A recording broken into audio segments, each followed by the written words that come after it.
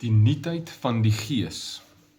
Romeine 7 vers 4 tot 7 sê, so my broeders, is julle dan ook ten opsigte van die wet dood deur die liggaam van Christus, om aan 'n ander te behoort, naamlik aan hom wat uit die dode opgewek is, sodat ons tot eer van God vrugte kan dra.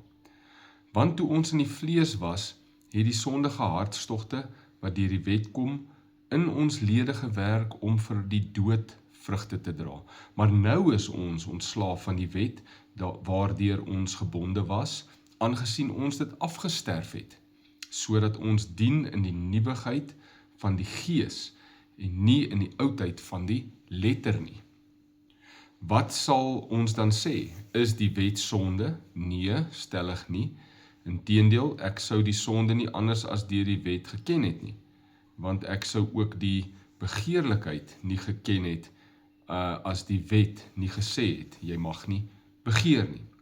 Hier leer die woord vir ons iets baie belangrik, en dit is naamlik dat die feit dat ek vrygemaak is van die wet, beteken dat ek Jesus meer effektief en meer akkuraat kan dien, deur die nuutheid van die Gees, die Heilige Gees.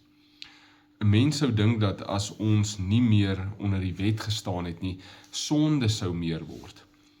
Dit is egter net die geval vir iemand wat nie werklik nuut gemaak is nie werklik weergebore is nie werklik saam met die Gees lewe nie, gevul is deur die Heilige Gees nie. Iemand wat nuut gemaak is deur die Heilige Gees en wat nou saam met die Heilige Gees wandel, is meer effektief. Dit is omdat ons nie meer gehoorsaam probeer te wees aan die letter van 'n wet nie. Ons probeer nie van buite af binnentoe iets doen nie, maar ons het nou 'n lewende verhouding saam met Jesus.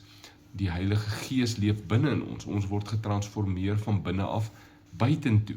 Die krag wat in ons opgewek word, deurdat ons saam met die Heilige Gees en deur die Heilige Gees leef, stel ons tot meer in staat as wat die wet ooit kon doen.